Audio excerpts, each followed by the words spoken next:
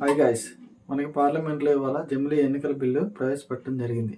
ఈ జమిలీ ఎన్నికలు అంటే ఏముంది? వన్ నేషన్ వన్ ఎలక్షన్ అంటే దేశంలో మొత్తం ఒకసారే ఎలక్షన్ జరగాలన్నమాట. అది అందరికి కూడా తెలుసు మీకు. ఓకే, అసలు ఇందులో నష్టాలు ఏంటి, లాభాలు ఏంటి ఒకసారి చూద్దాం.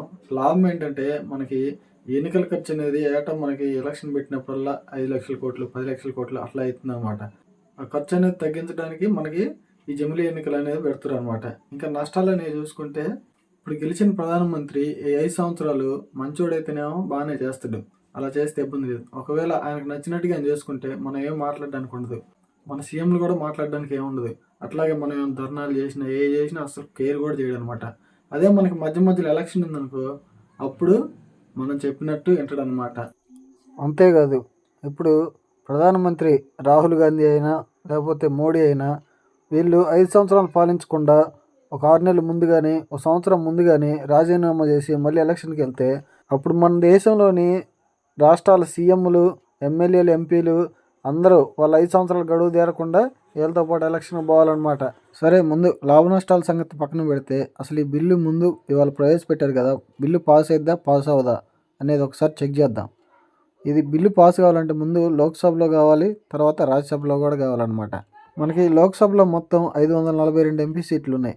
అయితే ఏ బిల్ అయినా పాస్ కావాలంటే మనకి 2/3 మెజార్టీ రావాలి. అంటే 200 మెజార్టీ సపోర్ట్ చేయాలన్నమాట.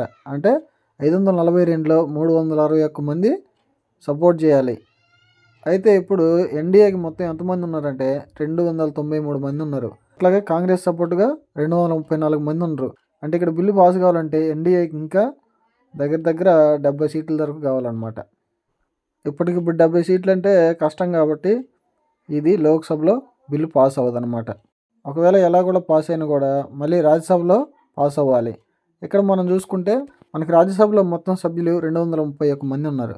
అయితే ఇక్కడ కూడా 2/3 మెజార్టీ రావాలి, 200 అనమాట. అంటే 154 సీట్లు, అంటే 154 మంది సపోర్ట్ చేయాలి. ఇక్కడ కూడా ఎన్డీఏకి 114 మందే ఉన్నారు. కాంగ్రెస్కి వచ్చేసి 85 మంది ఉన్నారు. అంటే ఇక్కడ కూడా పాస్ అవ్వాలంటే ఇంకా దగ్గర 40 సీట్ల వరకు ఎన్డీఏకి కావాలి. ఇప్పుడు 40 అంటే ఎక్కడి నుంచి వస్తాయి? రావు. కాబట్టి ఇక్కడ కూడా బిల్లు పాస్ అయ్యే అవకాశమే లేదు. రెండిట్లో పాస్ కాకపోయినా కానీ మోజువాణి ఓటు అని ఇంకోటి ఉంటుంది. ఇప్పుడు ఈ బిల్లుకి మద్దతు చేసే వాళ్ళని ఎస్ అని ఒకసారి అరవమంటాడు, వాళ్ళు అరుస్తారు.